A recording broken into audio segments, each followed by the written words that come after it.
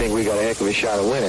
We can beat anybody in the world, and I think we're going to win next Sunday. David Wells has pitched a perfect game. 27 up, 27 down. Baseball immortality for David Wells. And it's hit deep to left center. Andrew Jones on the run. This one has a chance. Home run! Mike Piazza, and the Mets lead 3-2. Bates against Joseph. Bates in on goal. Shoots. Mets defend Mets, and the Rangers have one more helmet time, baby. This is the Cross Island Sports Network, where iconic moments get iconic coverage. You are listening to the Cross Island Podcast, hosted by Lyle Gillen and Errol Burks. Welcome to a new show of the Cross Island Network. My name is Errol Marks, my co-host Lyle Gillian. And Lyle, what's going on, man? We're having a snowstorm. We're going to have a snowstorm. I think it's like 5 to 12 inches or some crazy number. We've been waiting for this. I've been waiting for a snowstorm, and finally we're going to get it. It's so weird. Right now, the average snow we're supposed to have at this time is 33 inches. We've only had 3.1 so far here on Long Island. 3.1 is huge, okay? 3.1 inches. That's huge. Okay, that's huge, okay? Very big. 33. That's the average at this time of year. And we have only 3 inches of snow. So we're going to get probably 5 to 10. I'll get us up at least to 15. I don't know if that's going to make a difference, but it's pretty crazy. Well, I'm off tomorrow. You're off work. Yeah, they canceled work. They're closing. So I will not be there. I'll be at work. Have fun. Yeah, well, we have a great show lined up for you. We have no guests, ladies and gentlemen, but we're going to get into the Super Bowl. As we all know, the Swifties win back-to-back championships. I'm sure a lot of people are not very excited about that, except maybe you, Lyle, but not me. But Kansas City wins their second in a row, 3 in the last 6 years. It's crazy. Patrick Mahomes is on his way to be one of the greatest of all time, and it looks like Kyle Shanahan's on his way to be one of the worst coaches of all time when it comes to big games. So we will get into that. We'll also get into the New York Knicks and their trades. Trades, because it was 2 separate trades for Bogdanović and Alec Burks. Crazy to say that. I mean, you made 2 trades with the same team. It didn't make any sense. You might as well just put the trades together. That's what I would have thought. And we'll get into the Nets and what the Nets should do, and we'll get into a little hockey if we can add a little hockey into it. But are you ready, Lyle? Are you ready to get into this crazy Super Bowl talk? I'm ready. All right, let's get into it, because I sit here today, and again, I will get into this even more in depth with the Sports Loudmouth with Sean Smith and Speedy Petey on Wednesday. But there's a lot to get into with this game. And to me, I was actually surprised about Reba McEntire. I thought she was fantastic. She did a great job at the national anthem with the national anthem. I wasn't a big Post Malone fan when it came to him doing the America the Beautiful, but I was very ecstatic of actually experiencing the Super Bowl once again this year. I didn't want to see the 49ers. I didn't want to see Kansas City. But hey, this is what happens when the NFC and the AFC collide. But going into the game, the first 2 quarters were just so boring. It was such a boring game in the first half. There was nothing surprising in this game. And as a matter of, the only thing surprising in the game in the first 2 quarters was the penalties being called on Kansas City, not San Francisco. So it was looking like San Francisco was getting all the calls and Kansas City wasn't. And in the first quarter, by the way, I won some money on my boxes. I made about $225 on one of the boxes I played. Shout out to my boy, Joey. Yes. So I won some money. I didn't lose. I came very close, so my numbers were 3-0 for the 49ers. And right towards the end of the first quarter, there was a chance they could have done it. But if they had maybe another 15 seconds, I would have won money. But I had the numbers, and it's crazy. I had the numbers of 0-0, which I won in the first quarter because it was 0-0. And we were so close to winning the second quarter. We were like one play away from winning the second quarter, which would have won us 3,000. And then at the final quarter, with 40 something seconds left, if Kansas City doesn't kick a field goal, we win $5,000. The Beeve won $4,000 on Sunday. And it made me sick because that guy has the best luck in the world. He wins. He won $50,000 one year, and now he wins $4,000. It just makes me sick to my stomach. But shout out to I never win anything. I do. But I'm not as lucky as the Beeve. The Beeve is always lucky. But to get into the game, there was a lot of questions going into the game with Brock Purdy. And could Brock Purdy put up the numbers? Could he show up to the game and compete with a guy like Patrick Mahomes? And again, he's not a game changer. Brock Purdy is not a game changer, but he's the kind of guy that he fills in the role for a quarterback for a good team, and that's what we saw on Sunday. Brock Purdy was efficient, but not efficient enough, and in the big parts of the game when he needed to make a play, he couldn't, and that really spells something for the 49ers going into the offseason. And I'll get into it because I think Kirk Cousins is available. If I was Kyle Shanahan, I would do anything I possibly can to bring in Kirk Cousins because I think he's a perfect fit for his offense. And we'll get into that, and probably not tonight, but a little bit later, maybe next week when we go into the off seasons. And maybe we will get into it with the sports loudmouth. But I sit here and I wonder, what was the whole game plan going into this game for Kyle Shanahan? And I've been saying this over and over and over again. If you run the ball, you have the best running back in the NFL, Christian McCaffrey. And honestly, you started the game running and beating it in. Yes, he dropped the ball. Yes, he fumbled the ball and gave the ball away. But every time you were handing him the ball, he was getting you 7. He was getting you 6. He was getting you 10. Why did you stop?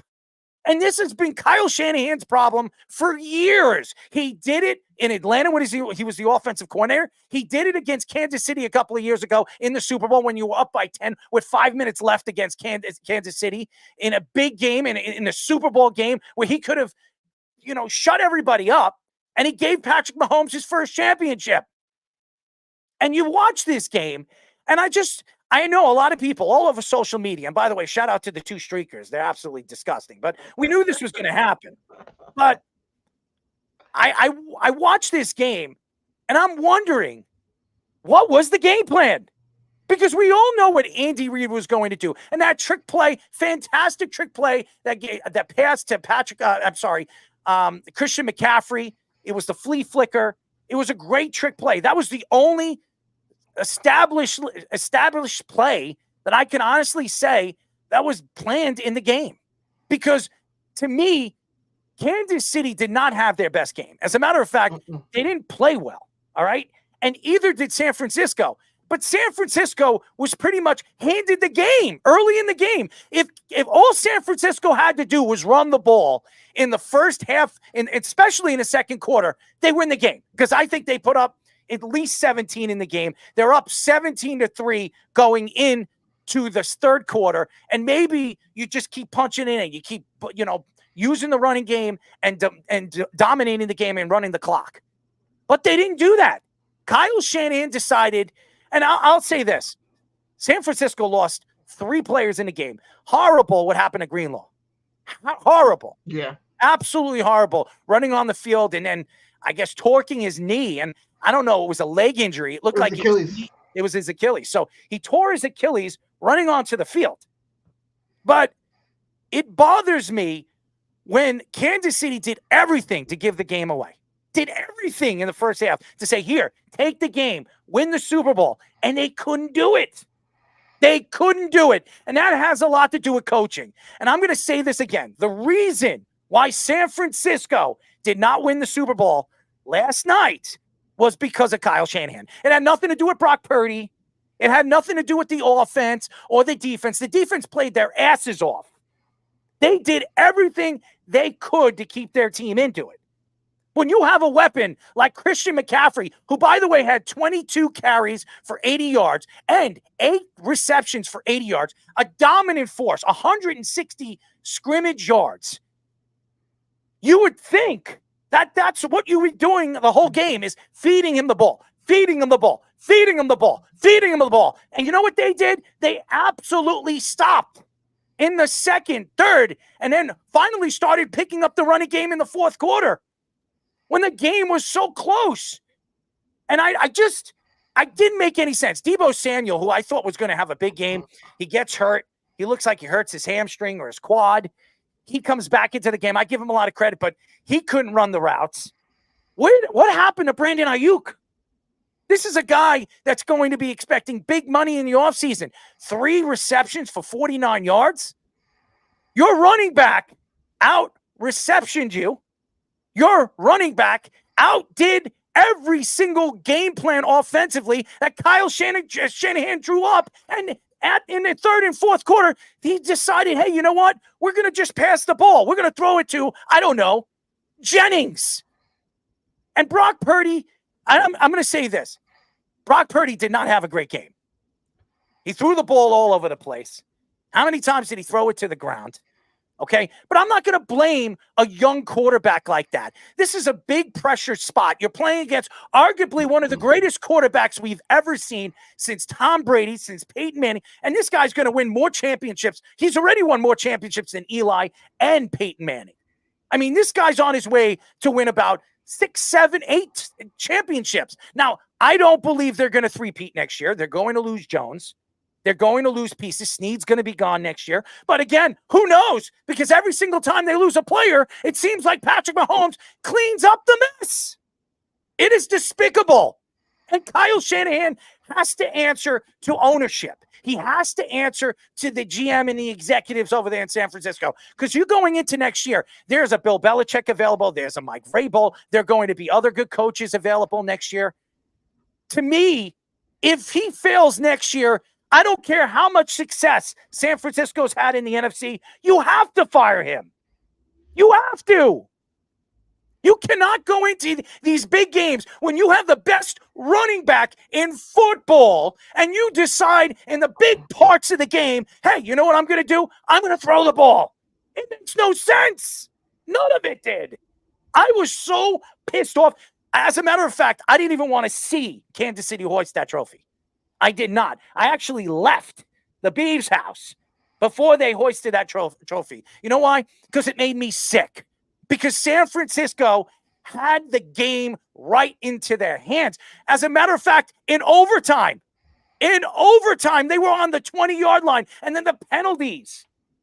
All they had to do was feed Christian McCaffrey the ball. At one point, they were on a 10-yard line. And then they get a penalty, which sets them back to the 20, and they kick a field goal. All they had to do was drive the ball in. And then again, you go back and you argue. By the way, shout out to Josh Silverberg. He sent me something, and I'm going to read what Adam Schefter posted up, I think on the 6th. Now, the Super Bowl was yesterday, which was the 11th. Yes. So I'm gonna bring this up. I'm trying to look for it right now. He wrote this. Adam Schefter, regarding Sunday's Super Bowl 58 matchup, CBS Sports Chairman Sean McManus equipped it that the NFL has been alerted and was alerted that for the first time ever, we will have a double overtime game in the Super Bowl. When that popped up, I knew the game was going to overtime. And with 6 seconds left of the game, if Patrick Mahomes doesn't make that Andy Reid special, which he always makes those plays, to Hardman, by the way, shout out to the New York Jets. A great move letting him go. Well, to be fair, he almost cost them even the chance to go to the Super Bowl. But it's not like he was this great player. He also won him the Super Bowl, too. He did, but they could have easily not gone there. He didn't even have that good of a game before that catch. That doesn't matter. He made the big most important catch of the game. Yeah, but he did, but he still was not very good. 3 receptions for 57 yards, 1 touchdown. It's a pretty good game, man. I mean, he's averaging over what? He also fumbled. 13 yards a catch. That's pretty good. I mean, he didn't have an explosive game. And by the way, No. for anybody to say that Travis Kelce, oh my God, he was the leading receiver, he did not have a good game. And by the way, shameful what he did to Andy Reid. Shameful what he did. That was awful. Yeah. I'm sorry. I love Andy Reid. You're in the first quarter, and you're running up to your coach, and you practically ran into him and telling him to go F himself. I mean, come on, man. Grow the F up. Why? Because your girl's watching you, Miss Swifty up there with all her girlfriends, all these movie stars and singers up there. I could care less. Blake, what's her name again? Lively? Yeah, Lively was there and everybody was there. I don't care who was over there in that press box or that box. It didn't matter to me. Because to me, that's all he cares about. And he wants to go out there. You don't care about Ice Spice? Dude, I could care less. What she was wearing was ridiculous, by the way. I mean, what the hell was she wearing? I mean, you practically should just go naked. You go to the Super Bowl practically wearing nothing. I know everybody loves it and they want to watch it. And hey, look at that ass. Look at those boobs or whatever. To me, she looked like a man. Okay? And that's just that. Those are the facts. I sit here today. I didn't give a crap who was over there in that box. I didn't care that Jason, whatever the hell Jason Kelce was there. His wife was there. His mother, his father. It didn't mean anything to me. Because the truth is, that game was all about Taylor Swift. It had nothing to do about the football game. Nothing. Every single play, every time Kansas City's offense was on, Kelce screaming, Kelce catching the ball, Patrick Mahomes throwing it to Kelce, him's missing the ball, yelling at Andy Reid. Every time we saw Taylor Swift, I didn't want to see it anymore. It's despicable. And that's what the NFL tries to do. They're trying to sell more and more and more of Taylor Swift. And I don't want to hear Travis Kelce say this isn't fake. Okay? I don't care if it's real. I don't care if it's fake. I do not want to see Taylor Swift next year. I do not want to see it. If he's playing next year, which he probably is, because he wants the three-peat, as Patrick Mahomes comes out and says, I don't know, he says, we're not done, because that's what he says every year. We're not done. Well, good for him. It's not going to be that easy next year. It's not. Other teams are going to be better. You're in a division. You're going to have to go through Jim Harbaugh now. That's not going to be an easy division to go through. It's not. And the way the Raiders played last year, if they have any or they play any way they played last year at this past year with, the last 5-6 games of the season, they're going to be a playoff-bound team. And so will the Broncos. Because I think Sean Payton is a good coach. But I'm not going to sit here and say, oh, my God, Isaiah Pacheco had a great game. Because he didn't. He dropped the ball. He did not look as good as everybody thought he was going to look, including yours truly. 18 carries for 59 yards. Rashee Rice, who I thought was going to be fantastic in this game, 6 receptions for 39 yards, doesn't cut it. And honestly, to sit here and think that Travis Kelce's 9 receptions for 93 yards was so great. He had 10 targets, and he was bitching and moaning all game because he wanted that touchdown. He wanted to be the guy. He wanted to be the it factor. You know why? Because he's a stubborn, stuck-up you-know-what. He's a big baby. Everybody wants to call him a teddy bear. He's a baby. And if he ever came on my show on the Sports Loudmouth, I would tell him right to his face, you're a baby. You're going to go out there and everybody wants to kiss his ass because he's dating Taylor Swift. I could care less who he's dating. He could be dating his right fingers. He could be dating his right hand. He might be doing that after he's done with Taylor Swift. I don't care. All I care about is what that game showed me. And all it showed me is the NFL, and I'm going to say it again, is scripted. It is scripted. I'll say it again over and over and over again. The Kansas City Chiefs winning back-to-back championships is everything the NFL wants it to be. Everything.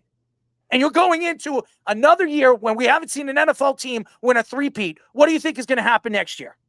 They're going to make this all about Kansas City. The Swifties are back, ladies and gentlemen. We're going to see Brittany Mahomes, Taylor Swift, Blake Lively, all these. I'm not going to say it, but you know what I'm going to say. But I'm not going to sit here and tell everybody that the 49ers didn't deserve to win the game. But I'm going to go back to it. This was a game that really fell one way and one way only. Kyle Shanahan gave the game away, and the NFL loved it because Patrick Mahomes, in overtime, made the plays. Everybody called him Magic Man. What was his? I was posted. He's Magic Mahomes. Good. That could be his nickname right now. He could play with his magic, and maybe a beanstalk can come out of his pants. I don't give a crap what he is or what they say he is. To me, he's an overachiever. And that's what he is. He overachieved what he has in his career so far. He's overachieved. I'm not saying that Patrick Mahomes isn't the best quarterback in the league. I'm not saying that. He is. But he is overachieved because of the NFL. The NFL loves that Patrick Mahomes is the face of the organization. That's all I'm going to say about that. You brought up Greenlaw getting injured. And it felt like, I don't know if it was a coincidence, but it felt like right after he got injured, the Chiefs were able to pick it up a little bit in the passing game. And I believe it was the next drive they had. They went down and they got their first score. Now, it felt like that opened up a little bit more for them. So I don't know if maybe he doesn't get injured or Debo doesn't get injured. Maybe they are able to lock it down later in the game. But the injuries were definitely bad luck. Debo was non-contact. He just was running a route, and it looked like his hamstring or his knee got stuck in the turf and got injured. And then so Greenlaw getting on the field. Another Achilles injury this year. There was a lot of them in the NFL. Trent Williams had a terrible game, too. He made a lot of mistakes. He had 2 penalties early in the game. This guy's the best offensive lineman in football. He's been the best offensive tackle in football for the last 6 years. I don't think he is anymore.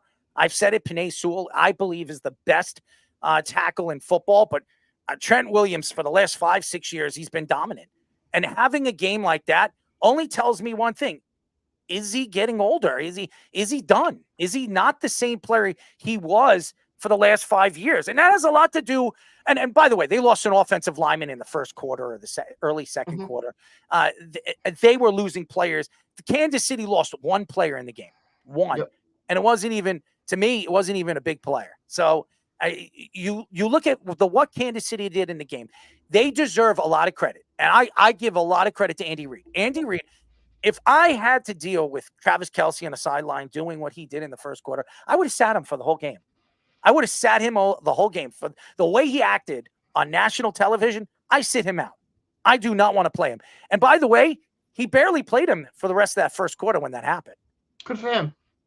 But I just think Andy Reid did not deserve that from Travis Kelce. I don't think Andy Reid gets enough credit for who he is. Now, everybody says he's one of the greatest coaches of all time. He still has to catch Bill Belichick. He still has to catch him. He's not. He's not there yet. He's right there, but he's not there yet. Bill Belichick has 6 championships. But if the way he's going and the way the NFL just absolutely is driving the driving force of the Swiftie Chiefs, it could be a lot sooner than later. And honestly, Andy Reid will coach as long as Patrick Mahomes is healthy enough and he's in the prime of his career. That's the facts. Yeah. Tom Brady is gone. That's why that was the end of the whole Patriot era. The dynasty. It was over after Tom Brady went to the Buccaneers. And winning a championship over there pretty much set everybody to believe that Tom Brady was the reason why they won all those championships. I disagree. I don't believe that. But Tom Brady was a big part of the success over there. And the same thing with Patrick Mahomes. If you look at Andy Reid, he's had great quarterbacks. He's had great teams. He could never get over the hump because he didn't have the it factor, the quarterback that can take him there. Now he does. Here's my thing about the Tom Brady comment you made. There were a lot of guys around Tom Brady who probably never should have been as good as they were. Wes Welker, Edelman, he genuinely made them as good as they became. Yeah, they did. Now, if that right there was the biggest part of their entire dynasty, was those 2 guys. Yep. And that is a direct result of Gronkowski. Tom Brady. Gronkowski too, yes, but I still don't believe they don't have Edelman and they don't have Wes Welker. They don't have as many Super Bowls as they have. It depends because the first 2 Super Bowls they won had nothing to do with those guys. I mean, Edelman wasn't on the team. No. None of those guys were on the team. And honestly, that's why I said as many. But the defense is the first 2 championships that they won was because of their defense. Yeah. They had very good defense. They really did. And Tom Brady made the plays. He needed to make the plays. He had to beat Carolina. He had to beat those type of teams, the Rams. And yes, it was obviously Spygate, and people are going to. By the way, guys, check out the new Dynasty documentary of the Patriots, which is coming on Prime February 17th or 18th. I love it because I saw the Lakers, and they started from all the way from the 70s all the way to the Kobe Bryant era. It was fantastic. It was a great documentary, 10 episodes. This one's probably going to be somewhere close to that, and has a lot of success ever since Tom Brady was drafted by Bill Belichick at 199. So I think it was in the 6th round. I think it was draft pick number 199. But I mean, and they'll probably make a documentary on this Kansas City Chiefs team. One way or another, this is a dynasty. Eventually. Yeah, they're a dynasty. They've won 3 championships in 6 years. This is a dynasty. It is. And they're not. They're not 6 years? Wow, it feels less than that. No, it's been 6 years. It's been 6 years. What year was their first one? They beat the San Francisco 49ers. Yeah, what year was that? I'm not sure. It was. I thought it was. What's today? What is today? I mean, this 2024. I think it was 2019. I think it was. I think it was 2019. So it was. Okay. It was 18 or 19 when they won their first championship. So Yeah. they lost against the Buccaneers. Yep. I remember that. Okay. And they lost against somebody else. They didn't even. I don't even think they made it to the Super Bowl one of the years, but they've been pretty dominant. And there's really nothing bad to say about this team and this organization. They have the right coach. They have the right quarterback. And when you have the coach and the quarterback and they're connected, you're going to have a chance to win every single year. They don't have any. 100%. They don't have any wide receivers. Look at their wide receiving core. Look at their starters. Okay, do they really scare you? Let's look at the Chiefs. So who played yesterday? Besides Travis Kelce, Mecole Hardman. I mean, he was a Jet, and they brought him back. The Jets, and by the way, they should thank the Jets for sending him back to them for nothing. Then you have Justin Watson. Who the hell is Justin Watson? I mean, Rashee Rice. He's a good player, but he's a rookie. Noah Gray. Valdez-Scantling? Come on, man. McKinnon? Richie James? Who the hell are these guys? You know, these guys wouldn't start on any other team. But the Kansas City Chiefs, and they found a way to win. It has a lot to do with Patrick Mahomes. He makes everybody around him better. That's does. What elite quarterbacks do. Yes. And when you have a quarterback like that, you can afford to not pay the receiver the massive money that they demand in order to, because you have a quarterback who's still going to get them the ball no matter what, who's still going to be able to make these receivers better. Like how Tom Brady made Edelman and Wes Welker better, made them into something that they probably should never have been. He did, yeah. When you have guys like that, you're able to afford to not spend a lot of money on receivers. And that's why they're paying him big bucks. That's why he has the big contract. That's why he's the highest paid quarterback, or one of the highest paid quarterbacks right now in the NFL. And he will be the highest. By the time he's done with the endorsements that he has, he's going to be a billionaire. I mean, this guy, and everybody can't stand Brittany Mahomes, but listen, she's been with him. And I've said this over and over and over again. She has been with him since he was in high school. He is 2 years his elder. Okay. He was there from the beginning before he became a star. And the fact that she's there now, everybody hates her. Listen, am I happy that she's dancing and prancing around with Taylor Swift? No. Okay. I don't care.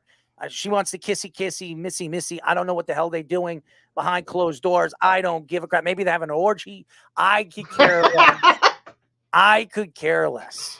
But what I would say, sitting here, do you think Jason Kelce joins in on that with his brother? Maybe. I mean, they're lovers too. I mean, why not? Have a sixsome. I don't know.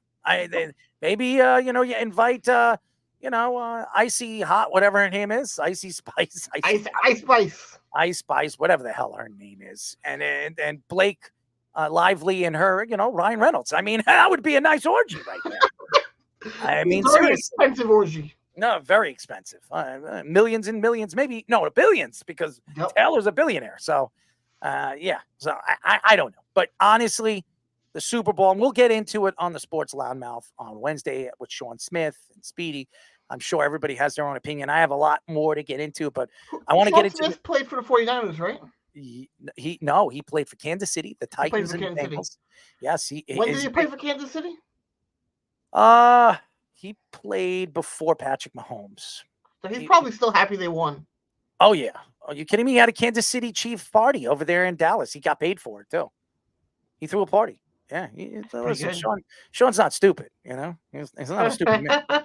He's not a stupid man. I mean, he sticks by what his beliefs are. He's definitely a homer. There's no question. I can't wait to hear his voice. I have a meeting right after this. I can't wait to hear what he has to say about that game. But we will get into it on Wednesday. But to get into the New York Knicks and Bogdanović and Burks, it was interesting. Now, obviously, since the trade, obviously Bogdanović and Burks did not play in the first game when they were traded.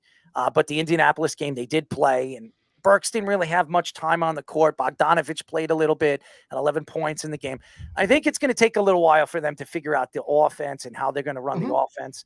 But I think Bogdanović was a great addition to their offense. And when this team gets healthy, when you get Mitchell Robinson back, and when you get Julius Randle back, and when you get OG Anunoby back, and all these players, and they start to put this team together for the playoffs, they're dangerous. This 100%. is this bench is as good as any bench in basketball. Honestly, it's the best bench in the Eastern Conference. There's no argument to that. Do you think they need anybody else? I'm sorry? You think they need anything else? I think they could use another point guard to help out Jalen Brunson, to take a little bit of pressure off of him. They don't really have a real second legitimate point guard. McBride's a good player, but he's more of a shooting guard. Me and Josh were talking about it the other day. And by the way, Spencer Dinwiddie signed with the Lakers. I think it was last night, within 24 hours. So he's not going to the Knicks. There were other stories that the Knicks could be interested in Lowry. Lowry decided to go somewhere else. I think he went to his hometown. Did he go to Houston or somewhere else? He went somewhere, but it doesn't look like he's going anywhere. But he's not going to the Knicks. But to me, the Knicks needed another point guard. I think that would give them a little bit of an edge. Well, you look at how Thibodeau historically uses his players. He very much can overuse them, and there's definitely the fear that he could end up doing that to Brunson. And I think getting another point guard to just give him a little bit of rest, but still have him be able to play enough at that high level is very good to go the rest of the way. So he still has all the energy going for the playoffs. Because it's a long run. It's 4 rounds, 7 games at most, and it got to be 100%. And they definitely could use someone on the back end over there to come in and maybe take away some of that load. Well, and again, Julius Randle being out, there's a lot of pressure on a guy like Jalen Brunson. That's why they added Bogdanović, because Bogdanović gives them a shooter, spreads the floor, helps out Jalen Brunson. It can open up endless possibilities at the perimeter. So I think you add a shooter like that, who obviously is one of the best 3-point shooters in the league. He's shooting, I think, over 40-something percent, 45% at the 3-point line. And with a weapon like that, and by the way, his free throws, I think he's at 90%. He's amongst the league's best free throw shooters too. So, and Alec Burks, when Burks was here, Alec Burke, I'm sorry, call him Burks, but Alec Burke, when he was here, before obviously he left the Knicks, he was a big part of this team, and he played very well under Tom Thibodeau. I thought he fit.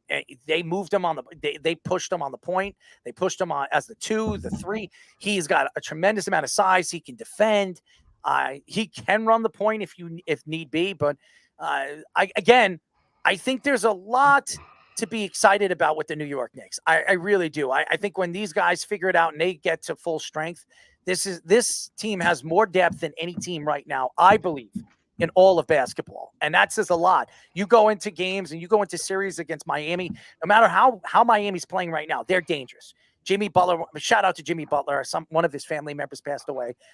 He's going to be out for a significant amount of time. I don't know when he's coming back, but he's on my squad, so it kills me. But Jimmy Butler's a sensational player. He deserves a lot of credit for the success over the last couple of years of this team. But I'm interested to see where all these teams are going to be this season. So there's a lot of questions, man. There's a lot of questions.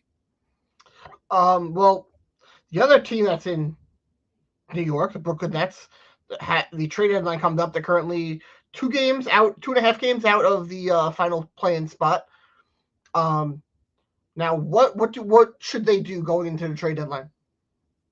What should they do? I'm sorry. What was your question? What should the Nets do going into the trade deadline? I think they're traders. I think they're going to be trading away pieces. Oh, the trade deadline's over, by the way. Oh, it is. The trade deadline's over. Yeah, they're done. Yeah, it was on Thursday. Just so you know, not the NHL. The NHL is next month. The NBA was last Thursday. So the Nets, there were stories that Mikal Bridges could have been traded. That didn't happen. I do believe, and I'll sit here and tell you guys my beliefs on what the Nets are going to do in the offseason. I think they're going to rebuild. I think Mikal Bridges already came out and told the Nets that he's not re-signing with them. He wants to go to free agency after 2024-25. He will be a free agent. My thoughts is he wants to be a Knick. He's from Villanova. He's a good friend of Jalen Brunson and DiVincenzo and Hart. I think the Knicks the whole plan was to bring these guys back together again to try to win, a championship with all four of these guys. So I do believe that Randall, if he accepts his fifth-year player option, which is $40 million, which more than likely he probably will, that will be his last year. And he's a good piece that the Knicks could trade at the trade deadline next year to maybe add a Mikal Bridges if need be. But I do believe that the Nets are going to rebuild. I think they have to. I think they fire Marks. I think Marks has not been what we thought he was going to be. He brought in Kevin Durant. He brought in all these different guys and James Harden and Kyrie Irving. Just didn't work. He didn't do as bad as Billy King. Billy King threw away everything, but he rebuilt. He traded Kevin Durant. He got all those draft picks back from the Suns. But what are those picks going to be? And listen, when you look at the Suns and the Phoenix Suns, they might not be good 2-3 years down the road. They might not be. If they decide to trade Devin Booker, who knows what they're going to do? Kevin Durant is getting old. I mean, Bradley Beal is, let's be honest, Bradley Beal is a shell of himself. And these guys don't work very good together. I think Bradley Beal is a new Russell Westbrook. I think he's at the tail end of his career, and he's not the same player. Got wasted away in Washington. I'm sorry? He got wasted away in Washington. Yeah, well, that usually happens when you play for a crappy team. And listen, it was a miracle that the Knicks made the right move to add Jalen Brunson. It really is. Leon Rose has been a genius. Mm-hmm. Everything he's touched has turned to gold, except Fournier. By the way, they traded Fournier and got rid of that contract, and they brought in Bogdanović, who, by the way, just so everybody knows, he's here for another year, for next year. And guess what? His money is pretty much off the board. He's already been paid all his money. I think he's owed like a couple of million next year. So you have Bogdanović, one of the best shooters in the league, for practically nothing next year. And you got rid of the Fournier contract. It's pretty good. It's a great move by Leon Rose. Nets, right? If you look at Cam Thomas, I think he's probably the future of that team right now. They should build around him. They should keep him. They're going to trade him. Oh, 100%. Why? Because right now he's a young player. Teams are going to look at him. You could build around the draft. You got a lot from Kevin Durant's trade for you got all those first round draft picks from the Kevin Durant. I think you got 4 first round draft picks from the Suns. So you're going to get stock over there because they gave up a ton to the Rockets. I mean, the Rockets are licking their lips because if the Nets are bad for the next 2-3 years, if they just tried to completely break apart all those players and start to rebuild, I mean, those could be lottery picks for the Rockets because honestly, the Nuts are not going to be any good. And Ben Simmons, good luck on trying to trade that contract. That's a horrible. It's not happening anywhere. Good luck on that. But, I would build around Cam Thomas. I think it's a smart decision. I just think they're going to rebuild. I think Ken Thomas is a guy you can get at least maybe you can get a first round draft pick for Ken Thomas if he keeps playing the way he is and you go into next season. I don't know if you wait till the off season to do this. I think you wait until next season at the trade deadline, especially as a back-to-back year the way he's played this year. I think they move him. I think they move him. He's only 22. Yeah, he's averaging over 21 and a half points per game. He's a great young player. He's a very rookie. Good. Yeah. He might win rookie. I think this is his rookie season, if I'm not mistaken. I don't know. It's his third year. Is it third year? Yeah. All right, that's right. He was drafted 2 years ago. That's right. He's finally getting playing time. Okay. On that bench for years with Kevin Durant. He was getting about 16, 17 minutes a game the last 2 years. Now he's getting about 30. There you go. But I think Thomas is a young player who they can get a lot back for.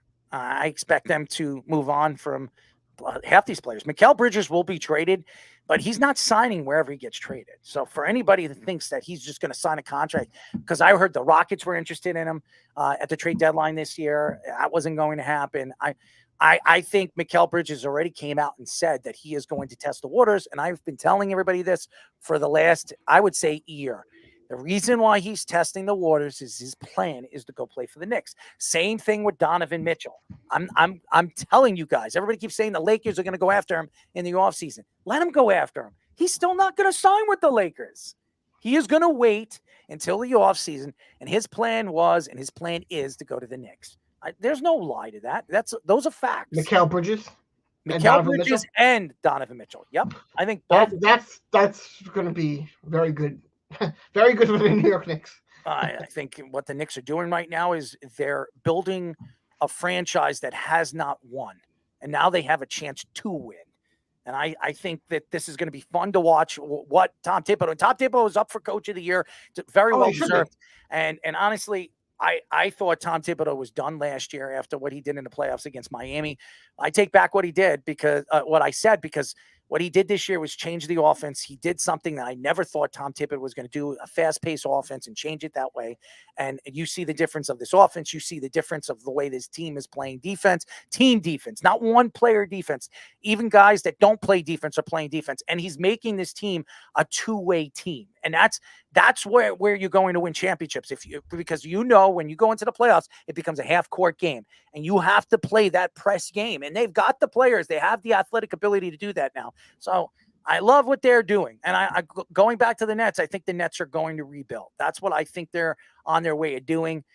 There's nothing that tells me that they're going to make drastic moves in the offseason that's going to make them a contender. They don't have the pieces and nobody wants to play there. As a matter of fact, if you remember with the whole James Harden thing, when he was there with Kevin Durant and Kyrie Irving, he was hanging out outside the stadium, Brooklyn, trying to give away free tickets. There's a reason why they're not selling out games. Nobody wants to go there. Thank you, Kyrie Irving, you racist, you know what. So, well, the biggest reason I would say that no one wants to go there is not because of the Nets. It's mainly just they're competing with probably the most popular team in the NBA. One of them. Yeah. And you look Lakers at them, I would say. They have a stranglehold on the New York market.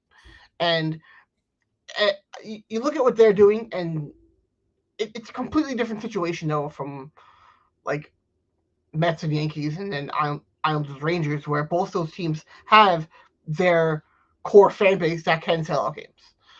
But you look at the Nets, I don't even think they have that. When I went to England, I saw more Nets gear on the streets than I saw ever in New York. It's hard. I mean, I'm a Knicks fan. I grew up here. I bleed blue and orange since I was a baby. All right? You're a Mets fan too? No. Yeah, you said blue and orange. Blue and orange for the Knicks, not the Mets. And the Islanders, and then what happened? You should. I'm the Islanders. You should abandon them and then go. I'm the Yankee fan. I won't. You should abandon the Yankees and go to the Mets. I am a Yankee. No, I'm not doing that. I'm not abandoning my team. Then you're a Jim fan with the Knicks. You know, that'd be perfect. I grew up a Ranger fan, believe it or not. I mean, I know you told me that. Till I was 11. You know, and then I went from the Panthers to the Islanders, and I've been an Islander fan for probably, I think, 19 years now. 19 years, something around there. I think it was 19. I was 19, so almost 20 years. You know? Josh was an Islanders fan too. Make sure to remind him of that. Yeah, listen, it's hard. It's hard to jump ship when you're a kid, but you know, as a kid, you make mistakes. And now it's different. It's all about you're a fan of the players. You're not a fan of the team. I hate that. That's how it's more like that in the NBA, I think, than the NHL. It's in everything now. I don't think it's really in the NHL. The NHL is very much not like that, and that's what I love about it. People are fans of the team first. I don't know anybody that is a fan of players in the NHL and just follows the teams because of the players. I don't know anybody like that. Mostly the NBA that I know people who do that. The most I see it. Maybe a little bit in baseball, but mostly all the NBA. It sucks, man. It really does. But if you're a sports fan and you sit here today and you're trying to figure out who you're rooting for, what your friends are rooting for, and then you're looking at your fantasy team. It's like, oh, I'm a big Golden State fan because I love Steph Curry. It sucks, man. I love jerseys. I collect jerseys. I won't wear another New York jersey, but I'll collect. I like the Golden State Warrior 3rd jersey, a 4th jersey. I bought it with my name on it. I hate Golden State. I hate Steph Curry. I hate that team, but I love their jersey. So I went to San Francisco last year, and I made sure to go to a game because they were playing, and I was there. That's probably once in a lifetime. If they're West Coast like that, that's like going to a home game during the Bulls dynasty. That's still part of the Golden State dynasty right now. They were defending champions. It's still all in that era, and it's kind of like going to a Bulls game towards the end of their dynasty. I've been to a Bulls game. I seen Michael Jordan play when I was a kid. I'm one of very few people that can honestly say they've seen Michael Jordan live. I've been to Madison Square Garden. I've seen him. So I had the chance to experience. Did you go to Chicago and see him? No, I never went to see him in Chicago, but I've seen Michael Jordan play, and I've had opportunities to go to. I've seen a Bulls game in Chicago, just not with Michael Jordan. I saw it with Derrick Rose. So, and I remember those teams with Tom Thibodeau and Jimmy Butler and Joakim Noah and all those guys. I mean, that was a good team. They just couldn't get over the hump because of LeBron James and the way the Eastern Conference was built, in those years. But and Tom Thibodeau just didn't have enough depth. I mean, that was the missing piece. But I think obviously, and by the way, before we go, what are your thoughts to Romanov being hurt? He's out, lower body injury, which probably means he'll be out for at least a month. No, he was day today. Really? Going into the game on Saturday. They're saying he might be out a significant amount of time. Well, I read an article today. I'll follow up on that, but he was going to be taking warm-ups and seeing if he was able to go and going into Saturday, and he ended up not. But originally, the diagnosis was day today. Something could have changed it, and I didn't see it. But if he's out for a while, that's a big loss. He's one of their best defensemen and this season, and it's a big loss for them. Yeah. So and Pulak and Pelech are back, but I still think the Islanders need to play better hockey. They're just not playing good hockey. And I'm sorry, I'm not going to blame Patrick Waugh because Patrick Waugh, it's not his fault. He jumped into this problem really in the middle of the season. I want to see Patrick Waugh in a full season, in an off season with this Islander team. I think if you can put the players that he believes that they need, that fits his style of game, I think this could be a different team. I just don't know if they have it this year. Now, I could be wrong, and they're only a couple of points out of the 3rd spot over Philadelphia. I don't know if they have that it factor. Now, maybe at the trade deadline, you add a piece or 2 pieces to this team. That could change everything. But right now, Lou Lamoriello has been trying to get an offensive player for the last couple of years. He struck out. Well, he got Bo Horvat. Yes, but he had to give up a lot for Bo Horvat. And he gave it. I know what you're going to say when you look at the trade. Well, Villiers hasn't been good. They gave up a first round. Ratu is playing on the 4th line. No, he hasn't played well. But Rati is still young, and you still have to wait how he's going to develop. And they gave up draft picks. So I mean, it's not like they just didn't give up anything. I mean, they gave up a lot. Now, Bo Horvat, and you had to pay Horvat. I mean, you gave him a 9-year, 8-year extension. So 8-year. Whatever. To me. Again, Bo Horvat was but you had to trade for him. You had to give up a significant amount back. I mean, at the time, people were looking at it. Right now, it looks like it's a good trade for the Islanders. You have a chance to sign somebody. They struck out. They strike out every single time there's a free agent out there. They need to get in the offseason, the right guys to want to come here. And I just don't know if anybody wants to play in the island right now. UBS Arena is fantastic. It's beautiful. One of the nicest arenas right now in hockey. And shame on the NHL that doesn't make that an all-star place. Well, I saw that there were reports that they could have one. I think they're in the running for the one in 2027. One of the ones in between one of the years that they're doing stuff. Hopefully it happens, because I think the world should see that stadium. I think it's a beautiful, beautiful stadium. Just in a weird spot, but it's a beautiful stadium. So wonderful looking at it. If you want to take pictures of it. And now I think the parking it makes a little bit more sense. So the parking's not as bad as everybody thinks it is. Parking is much better now because they have the garage. They have the garage. Well, that and because of the train, so many people are taking the train that it kind of elevates the chaos that was getting out of one of the lots, and it's easier to get out of there now. Quickly, what do you think about the Rangers? I think that they got to get Shesterkin correct, because I would not be comfortable having to go through the playoffs as quick as number one. I would. Well, not at his age. 5 years ago, maybe. Not at 37, 38. I don't think he's going to have the stamina to go through everything. Who's the Florida goaltender? Bobrovsky. Okay. And how old is Bobrovsky? Bobrovsky's 37, 38. 35. He's in his mid-30s. And how old is Jonathan Quick? 37. Okay. 37, 38. They're around the same age. I think Jonathan Quick will be fine. You can win with Jonathan Quick. Yeah.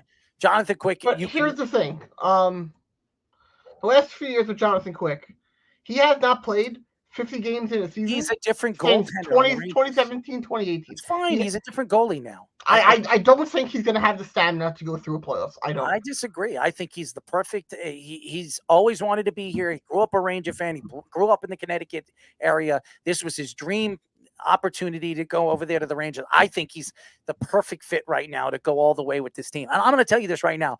The Rangers are dangerous. Say whatever you want. I'm not a Ranger fan. I can't stand the organization, but I'm gonna tell the truth. The Rangers are dangerous. They make the playoffs. They're dangerous. They have they do have the backup goalie. Shesterkin will figure it out. Sorokin needs to figure it out too, man. He's having a bad year too. I think the Rangers need a couple of pieces at the deadline, but I say one piece. I think the way everything's going right now, they would they're probably the favorite out of the Metro, or to go the first out of the Metro, but I don't think. I think Carolina wins the Metro, but they could. They've been really good as of late. But they've had shoddy goaltending throughout the year. The Metro haven't been great. I don't think Philadelphia stays up there in the top three. I think they fall. I think the Islanders go into the third spot. I don't think that. I don't think they get Carter Hart back this year. Maybe next year, but that not coming back is going to really hurt them. So the Islanders could definitely sneak into the playoffs that way, but it'll depend. I think the Rangers definitely need another center. Probably another defenseman. I would, and I brought it up last week. I would try and get Jeff Carter from Pittsburgh, and then try and dump off Gaudreau. I think Jeff Carter, he has about a 65% face-off percentage. He has the leadership qualities you want. He's a guy who has won multiple cups. Gaudreau's having a good year. Yeah, but he's making a lot of money, and if they want to add someone who can really help them win a cup at the center, they're going to need to have someone take that contract. I mean, Gaudreau was a borderline, I think, all-star this year. He's had a great year. He's looked really, really good. I like what I've seen with Gaudreau. I think he's like fourth in the team when it comes to points. I mean, he's had a good season. He's played well. I like not Johnny Gaudreau. Barclay Gaudreau. Barclay Gaudreau, yes. He has 7 points in 50 games. Maybe I'm thinking about somebody else. You're probably thinking of somebody else. I'm probably thinking about somebody else. But anyways. You're probably thinking of Lafreniere. No, it's not Lafreniere. It was the fourth line. Let me see. I want to Rangers stats. Trocheck? I don't He think was a free. He was an all-star though. Let me see. Yeah, I don't think it was Trocheck.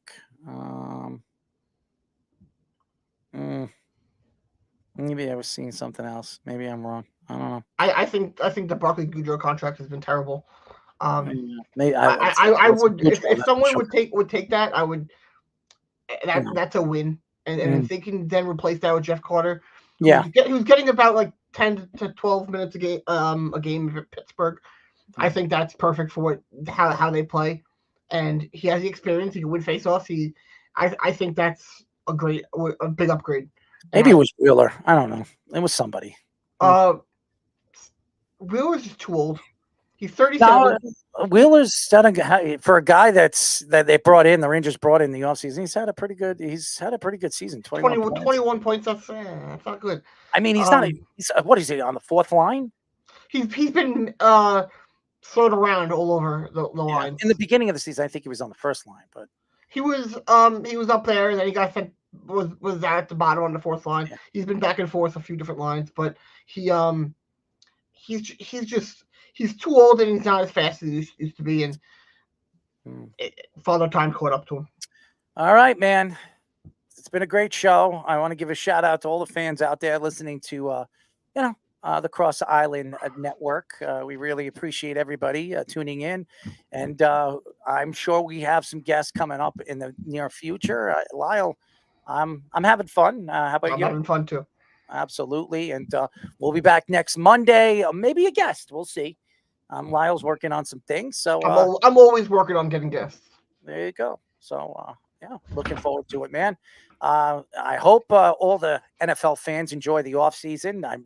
Hopefully the Jets get it right with that offensive line and get this team rolling in a good position next year. Listening to Woody Johnson at the at the Super Bowl at Radio Row doesn't really make me excited. Let me tell you. Anyways, that's it for the Cross Island Podcast on Network. We'll be back next week. Good night, everybody.